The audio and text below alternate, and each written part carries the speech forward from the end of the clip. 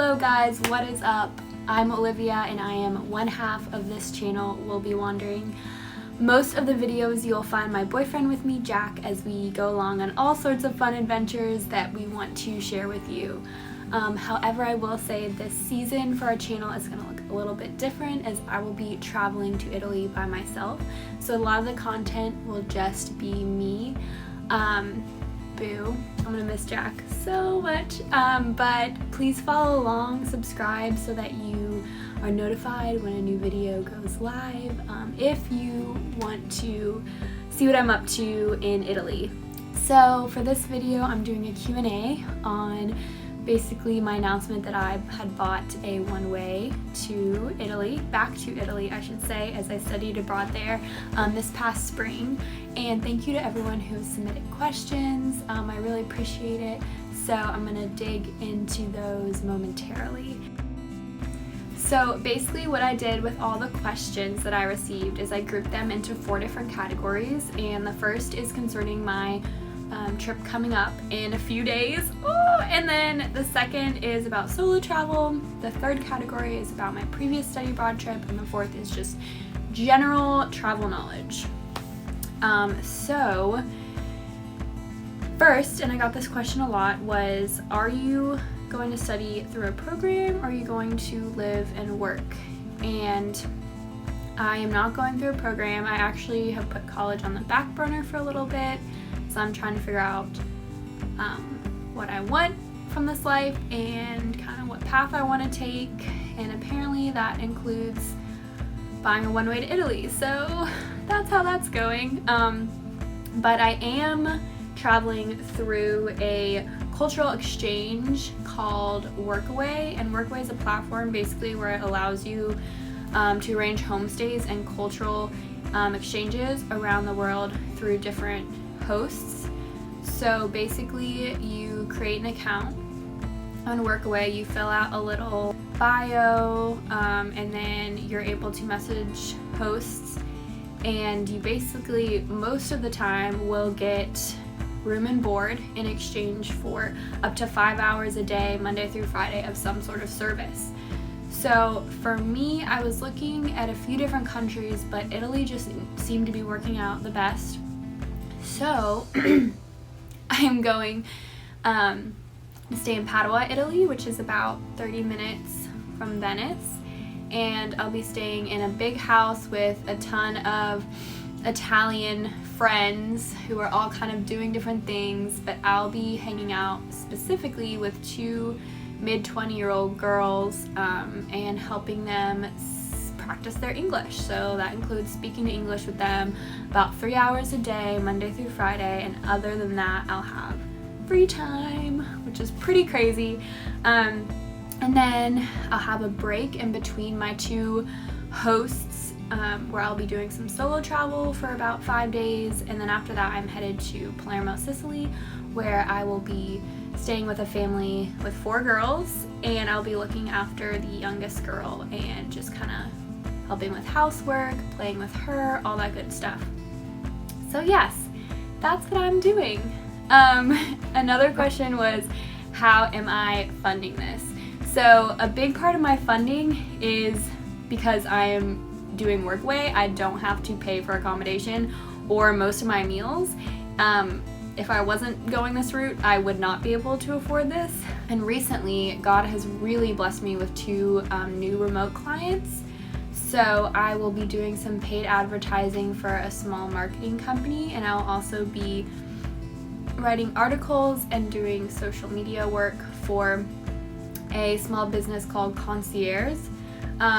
They help maintain and manage short-term rentals, so like Airbnbs, something that I'm super passionate about anyway. So that'll be around 6 to 8 hours a week. So I'm so thankful to have some sort of income while I'm over there. And then one thing that has also enabled me to afford this is that I have a separate savings account specifically for travel. So I already had a little bit of funds built up in that as kind of money to use for whatever I wanted concerning travel. So that definitely helped. But yeah, so I'll be working about 6 to 8 hours remotely every week, and then work away, and then my savings is basically how I am going to afford this. So the next question is, why did you choose this trip? That's a good question. It's probably the hardest and the easiest question I could answer.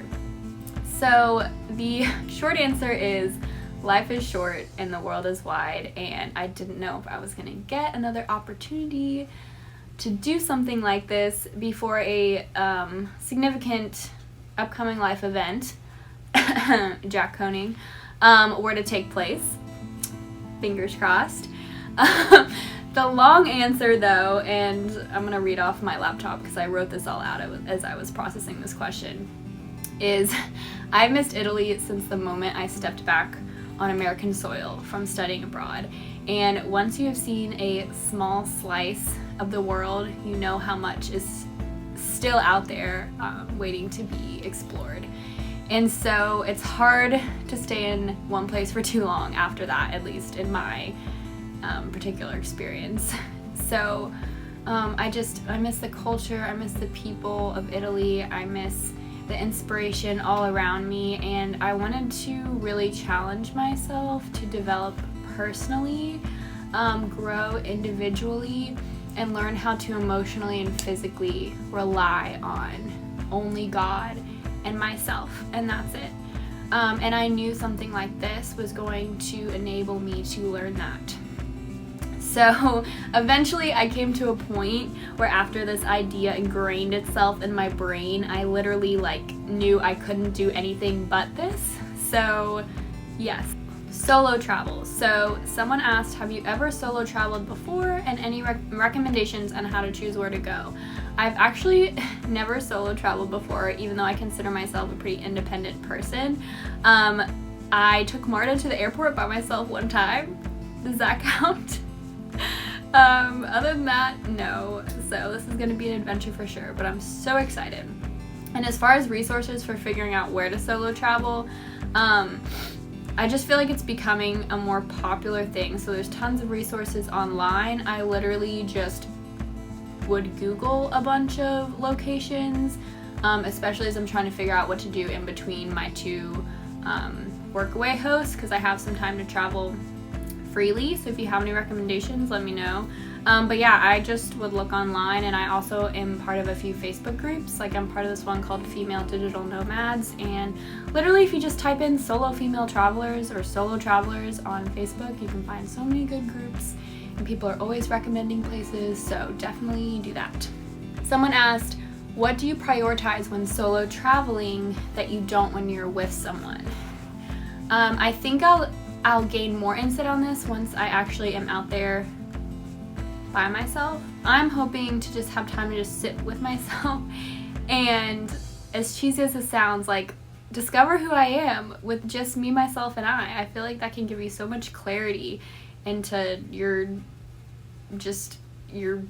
being. And so I want to, practice keeping things more open-ended, listening to my thoughts, practice being really perceptive and intuitive, and not have to compromise for anyone is going to be really nice. But it's also, there's definitely some cons with solo traveling that I have yet to discover, but I have heard about. But I think the personal development side of things is going to be huge. And not that you wouldn't develop when traveling with someone else, I just think it's on a larger scale. So next, we're going to go into questions about study abroad. So I studied abroad in Florence the spring of 2019 through a program called SAI. And someone asked, what have you learned from traveling and studying abroad? Oh my gosh, I could write a book about this, honestly. I might one day. But I've learned so much, and the way I can summarize it is that the world has so much to teach us. We are all similar with the same problems, with the same dreams. We're all just a lot more similar than what we think, which I know a lot of people say, but it's true. And that just traveling will grow you and expose you to things that a classroom never, ever, ever will. Are there some days you miss your experiences? What do you do to remember them? That's a great question. I generally go back and watch all of Jack and I's vlogs, which you definitely should too because they're hilarious. And then I'll just flip through old pictures, and then I'll get heartache and cry, and then I'll have to stop. So that's what I do. Do you ever buy groceries and cook your own food while abroad? What is that like?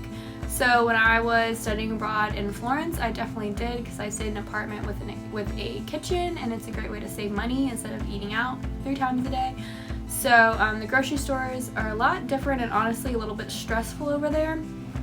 But yeah, I didn't do anything super crazy. I would have like an egg and toast in the morning and some fruit, and then I would make a salad for lunch, and then usually for dinner I would have pasta. So that's really the extent of my cooking over there, but it's fun. Okay, and then the last question is about general travel, and that is, do you have any tips for getting free upgrades on flights and or hotels? So general tips I have about that is to pick an airline and join their frequent flyer program. And then when you're actually on the flight, if you see any business seats available that are empty, try to be the first to ask the flight attendant if you can upgrade. You could offer up your seat for an overbooked flight, and usually they'll upgrade you on your next flight. Hotels, I would say physically call hotels instead of booking online. Tell them about a special occasion they might upgrade you. Always go to the concierge and not the desk agent, because the concierge is all about making your stay the best it can be. And then I think the bottom line with all of these tips is to just ask. The worst that could happen is that you get a no. Now with Airbnb, because your account is not tied to your phone, you can make as many accounts as you want with as many different emails as you want, and each time you will receive a $40 credit. So that's a good way to save on accommodation. I don't know if this will change in the future, but take advantage of it while it is available to you. Alright guys, that is all I have. I leave for Italy in like 5 days. I have a lot left to do. I am scared out of my mind, but I'm also really excited. I have a long layover in Lisbon. It's like a 10-hour layover, so I'm gonna go out and explore some of Portugal, which I'm really excited about. So yeah, make sure again to subscribe. Thank you to everyone who submitted questions. Let me know what other videos you would like to see, and thank you for all the support. Ciao ciao. Arrivederci. See you next time.